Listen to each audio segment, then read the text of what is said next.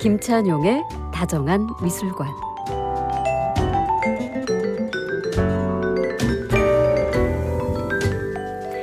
미술관에 깃든 사람과 풍경, 예술에 대한 이야기를 들려드립니다. 다정한 미술관으로 함께 가보실까요? 오늘도 김찬용 도슨트님과 함께합니다. 어서 오십시오. 안녕하세요. 반갑습니다. 반갑습니다.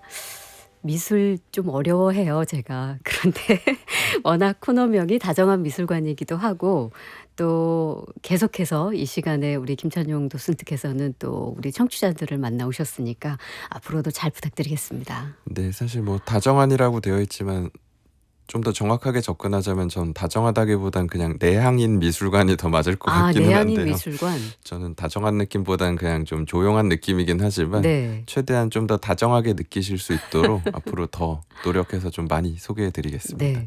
다정함이 내향인이 가지고 있는 그 성향이 사실 다정함의 크기는 더 클 수도 있습니다. 아, 그런가요? 아, 다행입니다. 자, 오늘은 어떤 주제로 이야기 나눠볼까요? 오늘 소개해드리고 싶은 공간이 미술관을 저희가 늘 소개해드리고 있었는데요. 네. 국내에서 좋은 전시가 있으면 꼽아서 늘 소개를 해드렸거든요. 네.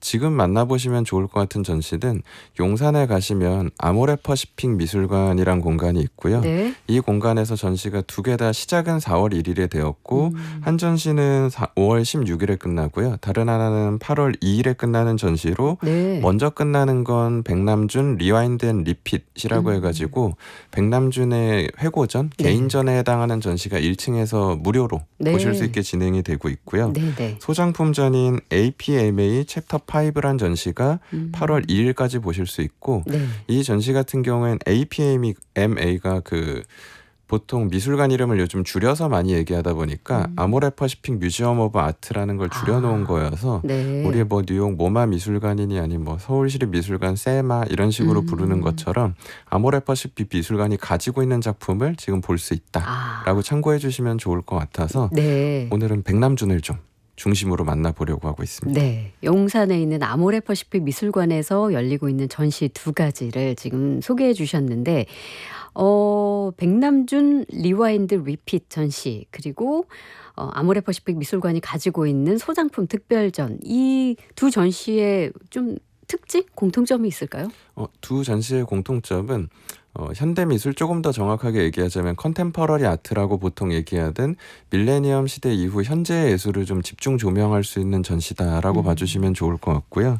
특히나 이번 전시에는 소장품 중에서 이 시대를 상징하는 대표 예술가 40명을 선정을 했고 이분들 작품 80점을 볼 수 있게 구성이 되어 있고요. 네. 백남준 예술가 같은 경우에도 워낙 뭐 사실 미술이 낯서셔도 백남준이라는 이름은 못 들어보신 경우는 웬만해선 없을 없죠. 정도로 좀 상징성이 워낙 큰 예술가이다 보니까 이번에 백남준 에스테이트라고 여기가 백남준 예술가 재단에 해당하거든요.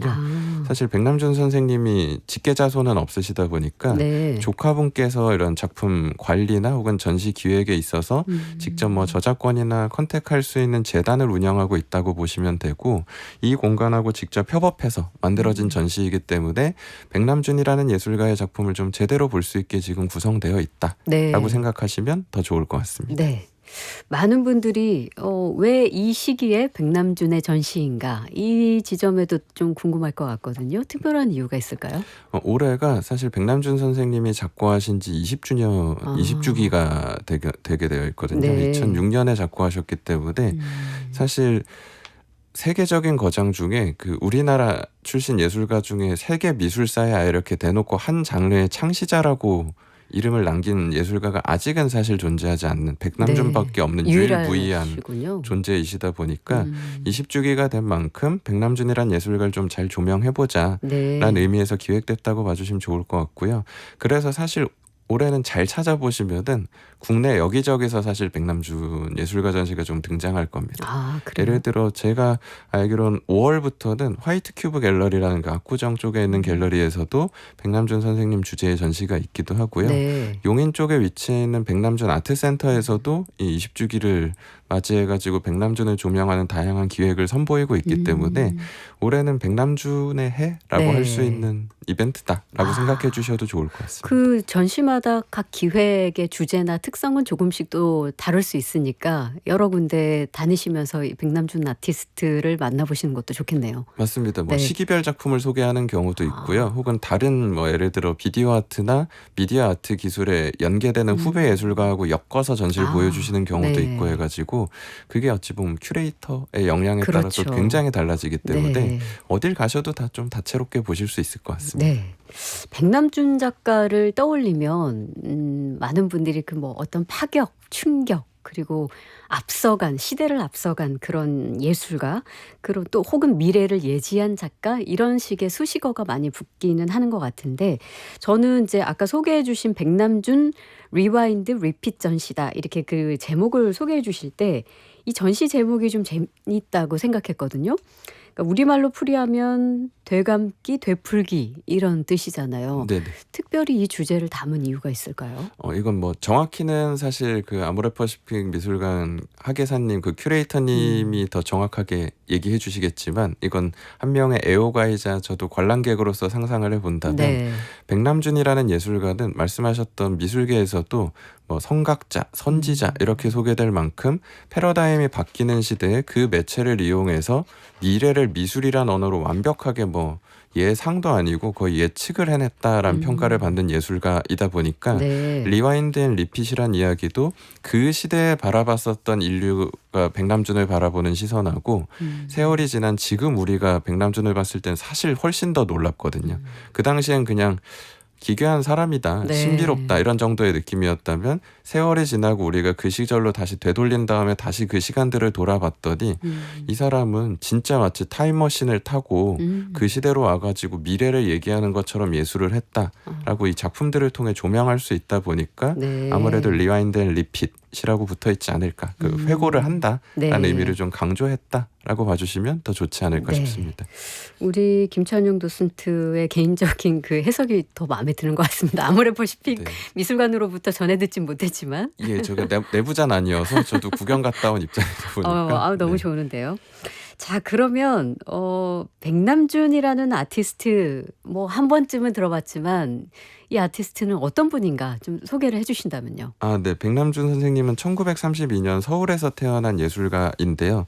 다만 워낙 우리나라는 그 전쟁과 더불어 힘든 시대를 겪어내야 했었다 보니까 미술을 좀 제대로 배우시기 위해서 일본하고 홍콩을 거쳐서 독일로 가시게 되는데요.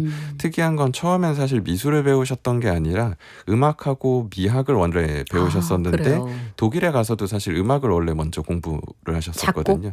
예. 작곡하고 음악사하고 음악사. 아예 음악 예. 연주하고 뭐 음악 관련된 철학들을 공부하셨다고 보시면 되는데 다만 이게 후에 넘어가시면서 다양한 예술가들하고 교류하고 하며 보통 이게 플럭서스라고 얘기하긴 하는데요. 되게 실험적이고 진보적인 예술을 하면서 새로운 예술의 길을 열어낸 예술가로 평가를 받고 있고요. 네. 다만 국내에서 우리가 많이 익숙한 건 뭐 비디오 아트의 아버지, 미디어 아트의 창시자 뭐 이런 네. 식의 언어로 많이 소개되다 보니까 텔레비전, 이 TV 이용해서 예술하는 사람 이런 식의 인식이 강하긴 하지만 맞아요. 초기 작품은 오히려 그 음악을 기반으로 해서 솔직히 그냥 지금 보기에도 이게 예술이라고 할 수 있을까 싶은 수준의 굉장히 좀 독특한 것들을 많이 보여주는 예술가에 해당하기 때문에 네. 굳이 조금 그 풀어서 얘기하자면은 클래식한 예술이 넘쳐나던 시대에 가장 진보적인 예술을 해서 역사에 이름을 남긴 상징적인 뭐 우리나라의 대표 국가대표급 예술가다라고 봐주시면 좋을 것 같습니다. 네.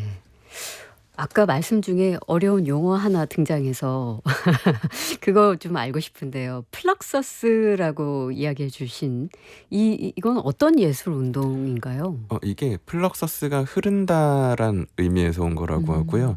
혹시 저희 그 라디오 계속 지속적으로 네. 청취해 주셨거나 미술사에 관심이 있으신 분들은 마르셀 듀샹이라는 이름의 예술가가 변기에다가 그냥 샘이라고 이름을 네. 붙여가지고 뭐 파운틴 해가지고 작품이라고 내놨더니 이젠 뭐 모든 게 작품이 될 수 있는 시대가 돼버렸다. 네. 굳이 예술가가 장인의 손기술 같은 걸 연구하지 않아도 철학만으로도 예술이 될 수 있다. 이런 시대가 이미 20세기 초 1차 세계대전 시점에 열렸거든요. 아. 다만 문제는 1차 세계대전이 끝나고 이게 너무 허무주의적이고 난해하다 보니까 그러면 우리 너무 허무하게 가지 말고 조금 담백하게 꿈이나 무의식을 그리는 쪽으로 가보자 하고 등장한 예술들이 초현실주의라고 해서 우리 이름 좀 들어본 사람은 뭐 달리, 네. 마그리트 이런 예술가들이 표현하는 작품들이 등장했었는데요.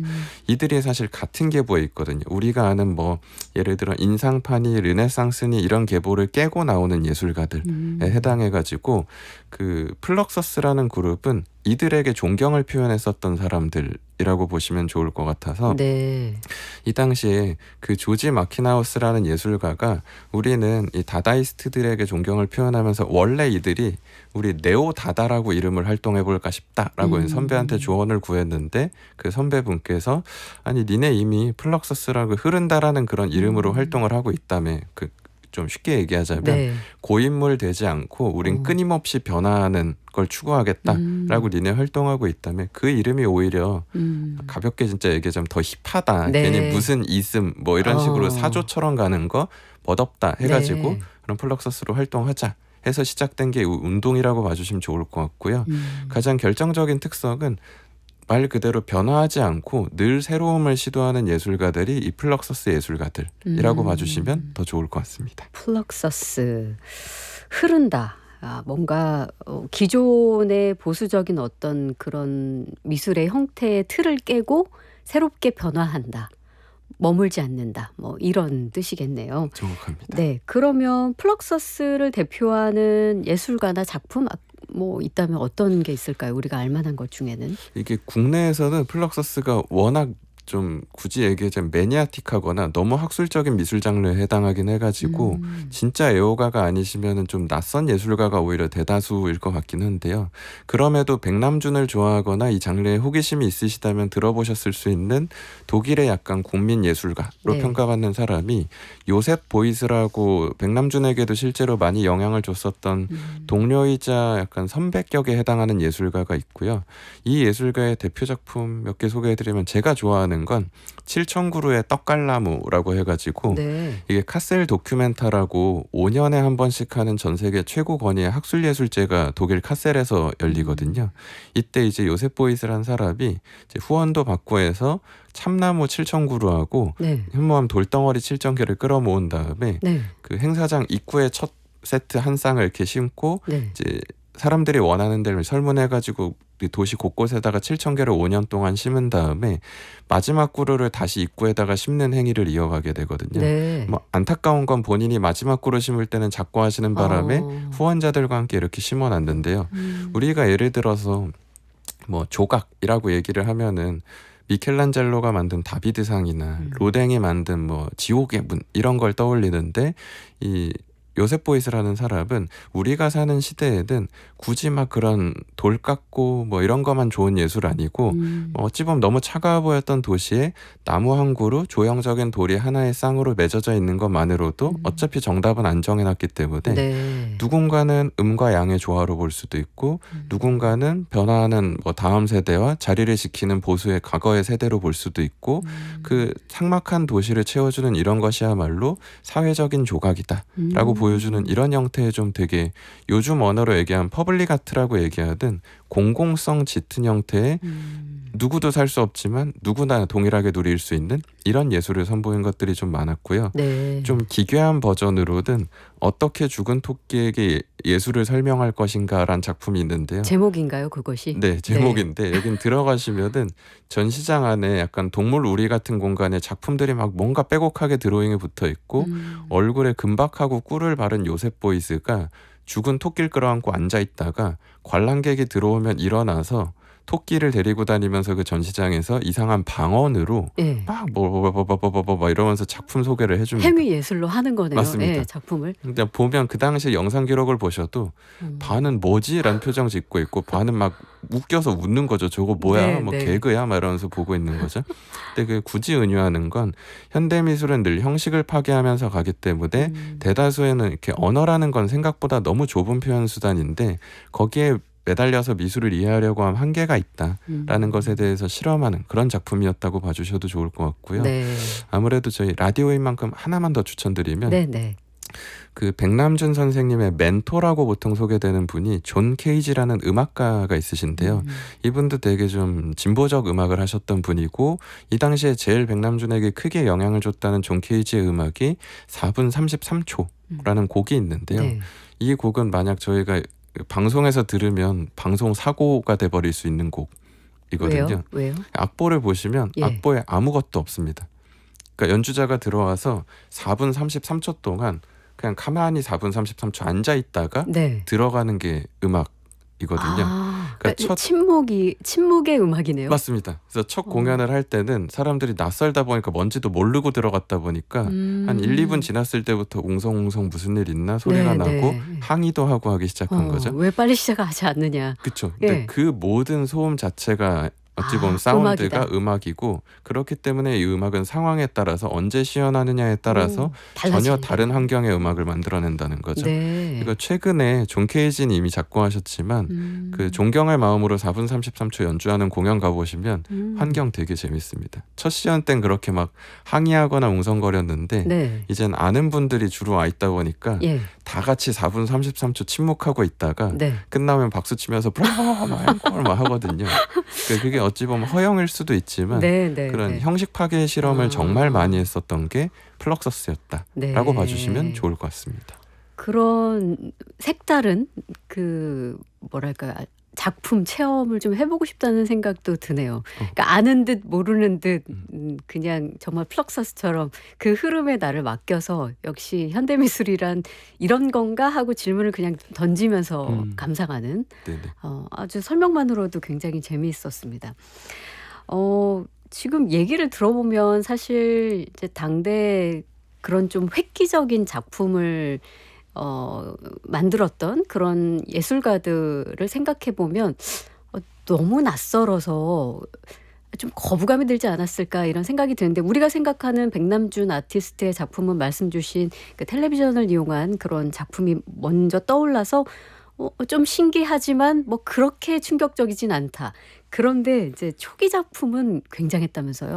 네, 초기작은 국내에서 좀 낯서실 뿐이지 보시면 정말 당황스러운 게 많을 건데요. 예. 좀 유명작 한두 개만 간단히 언지해드리면은 1960년대 초에 하셨던 작품 중에 이제 피아노 포르테를 위한 연주곡이라는 작품이 있는데요.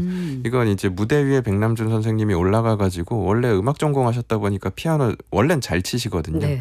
근데 쇼팽의 그 포르테 연주곡을 처음에 연주 시작하는 듯 하다가 갑자기 일어나서 막 소리도 지르시고 막 뛰어 내려오셔가지고 네. 당시에 무대 관객석에 앉아 있었던 아까 그 4분 33초 존 케이지가 현장에 와 있었는데 옆에 앉더니 존 케이지의 넥타이를 가위로 잘라버린다거나 네. 다시 무대로 막 전력 질주해서 뛰어 올라가서 피아노를 막 때려 부수고 엎어버리고 네. 갑자기 그냥 자기 혼자 공연장에서 쓱 사라져버리고 전화로 공연 끝났어라고 통보해버린다거나 이런 식의 작품이나 혹은 머리를 위한 선이라는 작품은 포털 사이트의 이미지만 검색해 보셔도 네, 네. 백남준 선생님이 바닥에 쓰러져 있는 것 같은 이미지를 보실 수 있을 텐데 먹에다가 본인 머리카락을 이렇게 확 담궈가지고 이렇게 예. 적신 다음에 네. 종이 위에다가 이걸 머리를 찍찍찍 끌고 오면서 붓처럼? 하나의, 네. 머리를 정확합니다. 네. 붓 대신 자신을 도구로서 사용하게 되는 거거든요. 그걸 통해서 어찌 보면 요즘 뭐 이완 선생님 선 그어놓고 이런 것처럼 네. 추상화를 제작하는 건데요.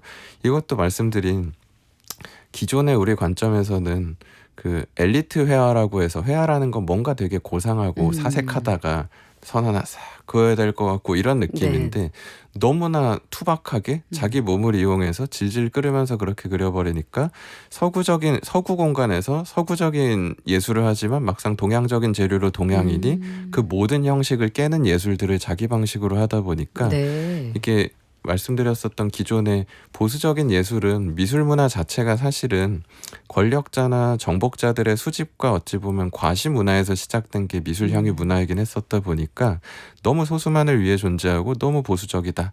그걸 어찌 보면 찍고 나와야지만 새로운 예술이 가능하다 네. 하면서 실험했었던 게 백남준 선생님의 또 초기작들이다라고 보시면 좋을 것 같습니다. 지금 모든 설명을 들으면 그러니까 처음부터 백남준이라는 아티스트는 좀 혁명가적인 어떤 기질을 가지고 있었던 것이 아닌가 생각이 드는데 선생님의 말씀을 들으면서 또 카카오톡 오픈 채팅방으로 또사님께서도 그분이 선보였던 해프닝 혹은 행위예술은 가히 혁명적이었지요. 네, 이렇게 많이들 느껴주시고 계신 것 같습니다. 지금 생각해 보면 이미 그 시대의 K아트를 전 세계에 뭐 그쵸. K아트의 대표성을 띠고 있다 하고 말할 수 없지만 그중에 한 부분이니까. 네, 그쵸? 보내지만 간단히만 추천드리고 싶은 게 예. 실제로 K아트를 먼저 선도하셨던 것 같은 게 네. 베니스 비엔날레에서 건축 비엔날레 빼고 순수 비엔날레에서 황금사자상이라는 최고상을 받은 유일한 한국인 예술가가 백남준이거든요. 네. 근데 그때 한국관 대표로 받으신 게 아니라 아, 독일 그래요? 대표로 나가서 받으셨거든요. 네. 그게 꼭 자기 국가 사람이 나가야 되는 건 아니어가지고 음. 근데 그때 한국인 최초로 받은 이후 백남준 선생님이 적극 건의해가지고 이제 베니스 비엔날레 한국관야에 들어서는 계기가 되었다라고 알려져 있기 때문에 어찌 보면 한국인으로서 한국 정서의 예술을 세계에 알린 사람인 네. 건 분명하다고 할 수 있을 것 같습니다. 네. 자, 너무 재밌어요.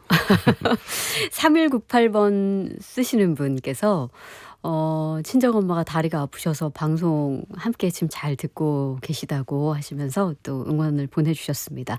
저희 음악 한 곡 듣고 이야기를 이어가 보겠습니다. 황진아의 휘몰이.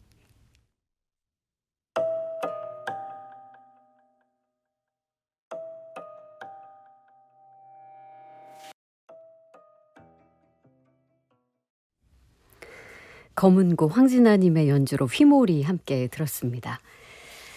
자, 저는 완전 푹 빠져서 듣고 있는데요. 이게 굉장히 뭐랄까요, 재밌고 독특하고 뭐 그런 것들에는 낯설지만 호기심이 생기잖아요. 네네. 보지 못했던 것들이니까. 근데 그냥 대중이 느끼기에는 대중이 가지고 있는 예술이라 하는 어떤 정의가 이미 교육으로 가지고 있기 때문에 이런 초창기 그 작품은 너무 실험적이고 독특하고 낯설고 공격적이고 그랬을 것 같거든요. 근데 어떻게 이런 예술이 그 플럭서스라는 하나의 흐름으로 지금까지 이어져 오게 된 걸지 또 그게 또 궁금하더라고요. 플럭서스라는 흐름으로요. 네. 사실 백남준이라는 예술가가 활동했었던 그 그룹 자체가 말씀드린 끊임없이 진보적인 시도를 해왔었다 보니까 그 플럭서스라는 흐름이 우리 시대에 와가지고는 이게 컨셉추얼 아트라고 해가지고 개념 미술이란 용어로 더 많이 소개가 되고 있기는 하거든요. 그러니까 과거의 예술을 말씀드렸던 미술로 따지자면은 뭐 붓으로 그려야 되고 돌을 깎아야 되고 이런 네. 식이고 음악이면은 뭐 바이올린이나 피아노를 연주해야 되고 무용이면 춤을 춰야 되고 그렇죠. 이런 식이었었다면 그 모든 형식을 오히려 넘어서서 이 태초의 예술가, 이 계열의 태초 예술가로 평가받는 아까 그 뒤샹이란 예술가가 자기가 한 말은 항망막 예술이다라고 말을 했거든. 항망막. 네, 그러니까 우리나라가 미술 표기할 때 한문 표기로 이게 아름다울 미 요게 네. 앞에 붙다 보니까 언어를 좁게 받아들이시는 경우에는 미술은 되게 예쁘고 장식적인 걸 되게 잘 표현적으로 뭐 만들어내는 기술이야 이런 네. 식으로 받아들이시는 경우가 있는데 사실 그 미가 얘기하는 건 프리티가 아닌 뷰티이기 때문에 아름다움이라는 진리적인 시각적인 뭐 미학적 깨달음은 꼭 예쁨에만 존재하는 게 아니라 예를 들어 뭉크 같은 예술가의 되게 멜랑콜리한 감정에도 깨달음이라는 건 있을 수 있고 네. 근시대에 와서는 뭐 프란시스 베이컨 이런 되게 거친 그 고통의 감각 예술 속에서도 어떠한 깨달음이나 혹은 지금 저희 소개도 예전에 한번 해드리긴 했는데 데미안 허스트 이런 논란의 예술가를 통해서도 우리가 시대에 대한 질문은 얼마든지 던질 수 있다 보니까 현대 예술에 와서 중요한 건 고정되어 있는 막 장인으로서 계속 똑같은 걸 뭐 만들거나 이런 거보다는 변화하는 시대에 맞춰서 끊임없이 흘러가고 변화하는 것이 새 시대에 필요한 예술이다. 그걸 어찌 보면 제대로 보여주기 시작한 게 이 플럭서스 그룹이라고 생각해 주시면 좋을 것 같고 네. 그게 현재까지도 계속 흘러오고 있기 때문에 미술관 가셨을 때 예를 들어서 그냥 뭐 모네, 반고 이런 좀 예쁜 그림들도 너무너무 좋지만 혹시라도 현대미술관 가서 야 이건 뭐냐 이런 것도 예술인가 이런 걸 만약 만나셨다면 네. 이게 그 백남준 선생님이 그 흐름 속에서 만들어낸 스트림 중 하나구나 네. 라는 느낌으로 보셔도 괜찮을 것 같습니다. 방금 그 설명이 너무 인상적이었어요. 그러니까 미술의 그 아름다움에 우리가 너무 좁은 의미로만 해석해서 그 작품을 보려는 그런 습관이 있는데 사실은 아름다움이라는 것은 다양한 층위의 뜻을 가지고 있기 때문에 저는 한편으로는 그게 또 되게 문학과도 닮아 있다고 음. 생각했거든요. 꼭 해피엔딩 혹은 이래서 참 아름다웠지라는 그런 결말이 있어야만 이것이 예술로서 가치를 인정받는 것이 아니라 뭔가 좀 불편하고 좀 씁쓸하고 좀 우울한데 하는 그런 분위기 혹은 감정, 질문을 던지더라도 그거 역시 그 예술로서 굉장한 가치가 있는 것이다. 네. 맞습니다. 혼자만 깨달았어요 지금. 아닙니다. 저 너무 좋은 게 저도 선생님의 지금 말씀으로. 너무 공감을 네. 합니다. 예를 들어 뭐 우리가 우울의 끝으로 가더라도 그게 그냥 우울로 끝나는 게 아니라 나의 우울을 마주함으로써 오히려 그걸 극복하거나 혹은 그게 뭐 다른 식으로 승화될 수도 그렇죠. 있잖아요. 사실 되게 부끄러운 얘기지만 최근에 그냥 하나 경험한 걸 말씀드리자면 네. 예를 들어 예전에 이런 라디오 방송에서 제가 도슨트하는 방식이나 혹은 조언 같은 것들을 동료나 후배들이 와가지고 막 물어보거나 할 때 라디오 이런 데서도 그냥 다 물어보는 거 공개를 그냥 다 해줬었거든요. 네. 그랬더니 물어보셨던 게 혹시 안 불안하냐? 어찌 보면 경쟁자들인데라고 얘기했을 때 예. 쿨한 척했었거든요. 뭐라고 네, 하셨어요? 그런 거 조금 가르쳐 준다고 못 먹고 살면 일 안 해야죠라고 얘기했는데 막상 몇 년 더 지나고 막 더 젊고 잘생기고 예쁘고 잘하는 친구들 늘어나니까 위기의식을 느끼다 보니까 조금 떨리세요? 질투를 하게 되더라고요. 그래서 네. 그 감정에 서로 스스로 되게 싫다고 느꼈었는데 어. 얼마 전에 그 40살에 읽는 니체라는 책 한번 이렇게 다시 보고 하다 보니까 그 르상티망이라고 그 니체가 얘기했었던 그 감정 자체가 정의되고 나니까 인간이 어떤 것에 대해서 괜히 그도 충분히 잘하고 있고 열심히 하는 사람인데 괜히 경쟁 상대이거나 질투 때문에 그걸 악처럼 보거나 그것에 의해 굳이 불필요한 우울에 빠지거나 네. 이런 감정이 인간에게 존재한다라는 걸 받아들이는 순간 오히려 그거에 대해서 좀 편안하게 네. 혹은 네. 신경 안 쓸 수 있게 되더라고요. 네. 네. 미술 역시도 그러하다. 굳이 꼭 예쁜 것만이 위로는 아닐 수 있다라고 네. 봐주셔도 좋을 것 같습니다. 아주 흡족합니다. 너무 좋습니다. 미술 이야기 하다가 또 이렇게 문학 이야기에서 인문학적, 철학적 이야기까지로 또 이렇게 확장이 되고 있는데 저는 궁금한 것이 그러니까 이렇게 파격적이다 보니 당시에 백남준 선생님의 작품이 당시의 관중들에게는 어떻게 받아들여졌을까? 그리고 지금은 굉장한 그 가치를 우리가 인정하고 있지만 그러기까지 얼마의 시간이 걸렸는가? 네. 이게 사실 당시에는 절대 다수는 뭐 말씀드린 오늘 소개해드린 그나마 담백한 것들에 해당해가지고 예. 방송에선 차마 구체적으로 얘기할 수 없는 수준의 이미지나 결과물들도 많기 때문에 막 언론에 아예 보도됐었던 내용 막 헤드라인이 정신병자들이 정신병원에서 탈출했다 이런 식으로 아예 헤드라인을 이들에게 박아버릴 정도로 네. 그만큼 공격적이고 불편하게 느끼는 여론이 절대 다수였다라고 보시면 좋을 것 같고요. 다만 우리 그 포스트 모던이라고 미술 쪽에서 많이 얘기하는 밀레니엄 시대 직전의 예술들을 한번 잘 살펴보시다 보면은 행위를 기반으로 하거나 이런 메시지나 철학을 기반으로 하는 예술들이 사실 요즘 국내에 많이 소개되지만 그때 거의 절정기에 도달해 있었거든요. 그 기조가 왔을 때는 그들의 뿌리가 말씀드린 완전 태초로 돌아가면 뒷샹에 해당하지만 그 명맥이 끊기지 않게끔 중간에 브릿지 역할을 해준 게 플럭서스에 해당하기 때문에 그리고 아까 청취자분께서 말씀해주신 해프닝이라는 예술도 이건 미국에서 움직였었던 방식인데 완전 정말 우연한 행위를 기반으로서 만들어내는 예술인데 이게 플럭서스가 독일 스위스 기반으로 퍼져나갈 때 미국권에서 이걸 또 확장하는 형태로 이어진 거라고 보시면 돼서 이 과정 속에서 결국 지금에 와서는 엄청난 극찬을 받고 있기 때문에 네.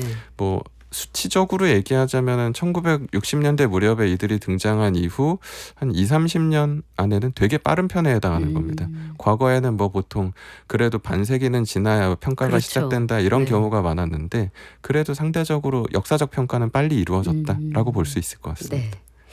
자, 초창기 작품은 이렇게 혁명적이고 도발적이었지만 우리가 기억하는 백남준 작가의 대표적인 어떤 작품들을 생각해 본다면 그래도 좀 친숙한 편이거든요. 그런 예를 들면 이제 뭐 비디오 아트를 말씀드리는 건데 이건 언제부터 그럼 시작하게 됐을까요? 이것도 백남준이 아까 뭐 미래에서 왔다 이런 얘기를 하는 이유가 예. TV가 완전 상용화된 이후에 이걸 시작했다라기보다는 물론 상용화가 시작된 시점에 이걸 시작하기는 했지만 굉장히 발빠르게 움직였다라는 게 일단 중요하고요. 아. 1960년대 초부터 60 뭐 1, 2년부터 이미 연구돼서 작품이 나오기 시작했다고 평가받거든요. 이때 국내에는 컬러 텔레비전이 아예 보급되기 전이라고 소개가 되고요. 미국에서는 이게 1954년에 컬러 TV가 보급되기 시작했고 독일에서도 사실 1967년에 보급되기 시작했기 때문에 미국에서나 구할 수 있었던 신문물을 물론 이게 연구는 20세기 초에 시작이 돼가지고 네. 독일권에서도 2차 세계대전 시작될 무렵에 1937년에 선전 도구나 이런 용도로 활용은 됐었다는 이제 대중적인 보급이 된 게 60년대 중후반이라고 보시면 돼서 구하기도 힘들었었던 그 컬러 TV를 이용해서 이게 더 놀라운 건 오해하시는 게 그냥 TV를 무슨 오브제 붙여놓는 것처럼 조각으로 그냥 예쁘게 사용했다고 오해하시는 경우가 있는데 네. 조형적인 특성도 물론 있지만 백남준이 더 관심 가졌던 건 TV 보고 다들 우리 옛날에 뭐 바보 상자 얘기했었던 그랬죠. 것처럼 예. 저쪽이 전달해주는 이미지를 막연히 대다수가 받아들일 때 수동적으로. 그쵸. 예. 그걸 말씀하신 수동을 깨고 능동적으로 접근을 해서 저 이미지는 저 박스 안에서 어떻게 생성될까를 마치 과학자처럼 연구를 해서 전파를 이용하면은 주체적으로 음악의 사운드에 의해서 반응하는 이미지를 만들어낸다거나 네. 혹은 전파의 변화나 위성 통신을 이용해가지고 실시간으로 변화되는 살아있는 이미지를 만들 수 있다거나 회화나 조각이란 장르가 가지고 있었던 한계를 초월할 수 있겠다라는 마치 AI가 갓 기술이 등장했을 때 그걸 이용하는 예술가가 등장한 그런 수준이었기 때문에 예. 그래서 이 사람은 비디오 아트의 아버지라고 불리우고 이때부터는 사실 플러석스라는 그룹이 아니라 자기만의 아예 새로운 장르를 창시한 수준에 해당하기 때문에 이때부터는 사조의 시작점이 이제 그 개념 미술의 시작에 뒷장이 있는 것처럼 지금은 미디어 아트라고 얘기하는 장르의 시작에 백남준이 있게 됐다라고 네. 보시면 좋을 것 그게 같습니다. 1960년대인 맞습니다. 거죠. 예. 엄청나게 빠른 것에 그러네요. 해당하죠. 네. 자, 국악방송 박혜진의 문화시대 수요일 코너 김찬용의 다정한 미술관. 오늘은 백남준 작가에 대한 이야기를 나누고 있습니다. 유튜브에서 박혜진의 문화시대를 검색하시면 보이는 라디오로도 함께 하실 수가 있습니다. 백남준 작가의 비디오 아트 대표작이 어떤 게 있을까요? 이번에 뭐 사실 유명한 작품이 너무 많아가지고 예. 국내 뭐 주요 미술관에서 뭐 예를 들어 국립현대미술관 과천 가면 뭐 다다익산 이런 작품들도 그렇죠. 보실 수야 있겠지만 이번에 이 아모레퍼시픽 미술관에 가서 보실 수 있는 건 TV 부처라는 작품하고 원래 제일 대표작으로 소개되는 건 콘티키라고 해서 네. 이게 그 거북선 형태로 되어 있는 거대한 조형 작품이 있을 거거든요. 그러니까 텔레비전을 이용해서 거북선 형태를 만든 거죠. 맞습니다. 네. 심지어 뒤에 막 문도 있어서 저희가 들어갈 순 없지만 이거 설치하고 할 때 이제 어찌 보면 관계자들은 안에 네. 탑승까지는 아니지만 설치를 위해 막 들어가 볼 수 있고 그리고 정해진 시간에만 이게 가동되긴 하거든요. 근데 약간 움직이기도 하고 이런 그래요? 작품인데 예. 이게 조금 특이한 게 실제로 거북선을 주제로 만드신 작품도 있지만 이 작품 같은 경우엔 1947년에 노르웨이의 탐험가라고 하고요. 토르 헤위에스달로 제가 알고 있는데 이 탐험가 분께서 4,300마일을 항해해가지고 101일 동안 그 항해하는 탐험 프로젝트가 있었는데 네. 백남준 본인이 사실은 한국인이긴 하지만 한국에 오래 머물렀다기보단 일본, 홍콩, 독일, 미국 전 세계를 어찌 보면 유목민처럼 떠돌아다닌 사람이어가지고 스스로를 약간 이방인이자 세계인이자 유목민이다 이렇게 표현하시던 분이었어가지고 네. 자기의 어찌 보면 삶이 녹아내리는 동시에 그런 그 플럭서스에서 활동하셨다 보니까 네, 네. 흐르지 않고 끊임없이 변화하는 약간 시대 혹은 삶에 대한 의미가 같이 담긴 작품이 이 콘티키다라고 생각하면서 봐주셔도 좋을 것 같습니다. 네. 마치 탐험가가 탐험을 하듯이 이 자신의 정체성이나 삶도 마치 이 거북선이 마치 흘러가듯이 맞습니다. 거기에 자기의 인생을 담은 것 같은 느낌도 있네요. 맞습니다. 네. 그러면 요 두 작품이 이번 아모레퍼시픽 미술관 전시에서 볼 수 있다는 거고 또 혹시 그 전에는 공개되지 않았던 처음 공개되는 작품이 요거 말고도 있을까요? 가시면은 사실 그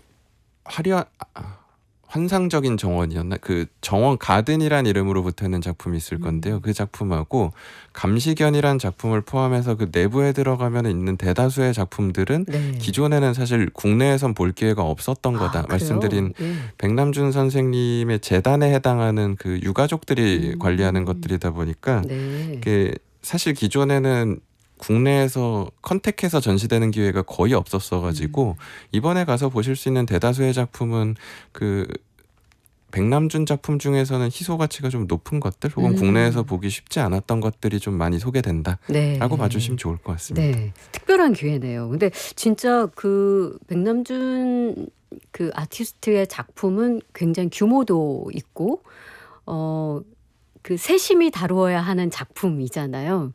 뭐 어느 작품이나 다 마찬가지겠지만 그래서 사실 이 작품을 잘 보존하고 소장하기도 쉽지 않을 것 같다는 생각이 드는데 어떻게 이렇게 관리가 잘 되었을지 그것도 좀 궁금하기도 해요. 이것도 아예 백남준 선생님이 그 늘 생존에 계실 때부터 브라운관 TV였었다 보니까 예. 혹시 이게 전파나 기기상의 문제가 생기면은 보수해달라고 지정해주신 어찌 보면 이 분야의 장인이 있으시거든요. 아, 네. 그래서 이게 요즘에는 재료가 더 이상 나오지 않다 보니까 계속 이게 보수를 하고 하시다가 그 분께서 더 이상은 재료 자체가 생산되지 않기 때문에 그렇죠. 보수에 한계가 있다. 이제 네. 점점 더 보수는 어려워질 거다라고 말씀을 하셨고 그러다 보니까 그 서울시립미술관이나 국립현대미술관에 가보셔도 백남준 아티스트의 그 비디오 아트 작품은 꺼져 있는 경우가 꽤 많이 있을 거거든요. 그런 연유군요. 네, 그 이유가 계속 켜놓으면은 아무래도 부품이 계속 소모되고 더 볼 수 없어지다 보니까 네. 최대한 더 오래 온전히 보존하기 위해서 가동 시간을 이번 전시 역시도 정해놨다라고 보시면 되고요. 네. 다만 아이러니한 건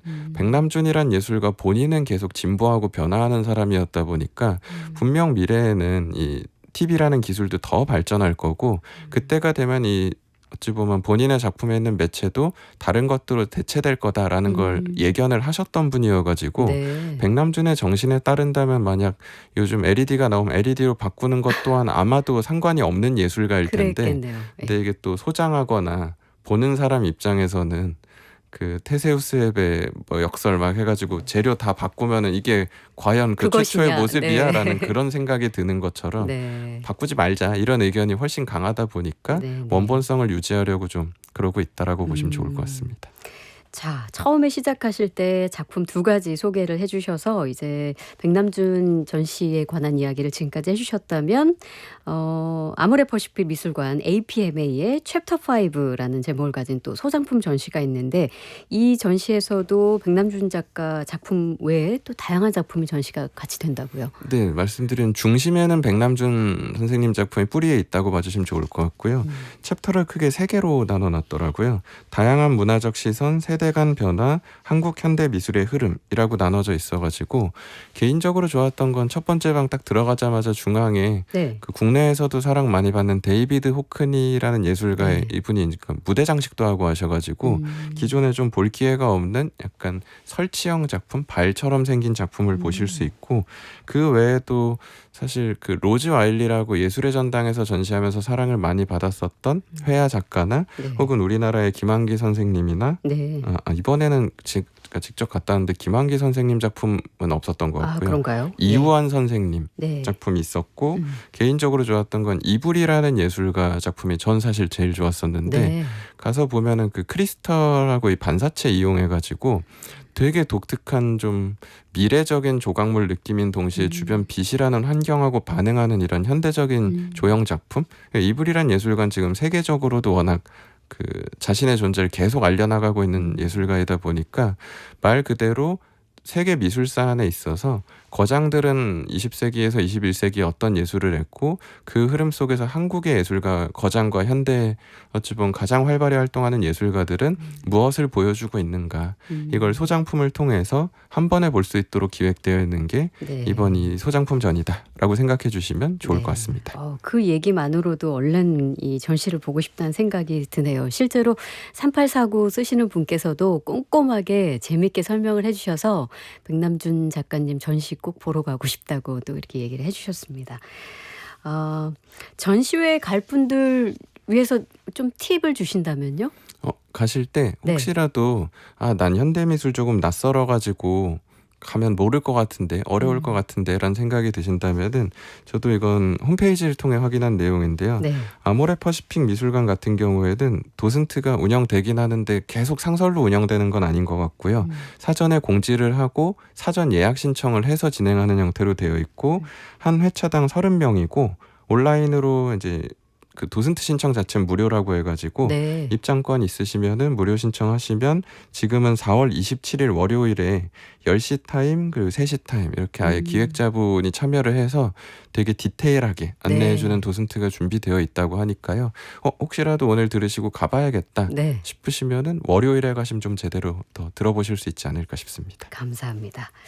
자, 김찬용의 다정한 미술관 저와는 첫 시간이었는데 정말 다정하셨습니다. 네, 다행입니다. 막 전시를 보고 싶게 만드는 그런 굉장히 네네. 다정한 설명을 해 주셔서 감사하고 근데 원래는 저희가 또 3주 후에 같이 만나서 이야기를 나누어야 하는데 긴 유럽 출장을 다녀오시게 됐다고요. 네. 제가 주기적으로 한 번씩 직접 해외에 모시고 나가는데 네. 이번에도 서유럽권에 잠깐 나가게 돼 가지고 나간 김에 오히려 지금 해외에도 좋은 전시들이 워낙 또 많이 열리고 있기 때문에 그 전시들 끌어와서 요즘 유류값도 비싼데 네. 네, 라디오를 통해서 정신적으로 떠나는 것처럼 만나보실 수 있게 네, 시공간을 초월해 잘 가지고 오도록 해보겠습니다. 출장에서 담은 다양한 세계의 전시 이야기를 담아 오신다고 하니까 기대하면서 기다리고 있겠습니다. 자, 박혜진의 문화시대 김찬용의 다정한 미술관. 오늘은 아모레 퍼시픽 미술관에서 5월 16일까지 진행되는 백남준 리와인드 리핏 전시 그리고 8월 2일까지 진행되는 소장품 특별전 APMA 챕터 5 전시를 소개해드렸습니다. 오늘 말씀 고맙습니다. 네, 감사합니다.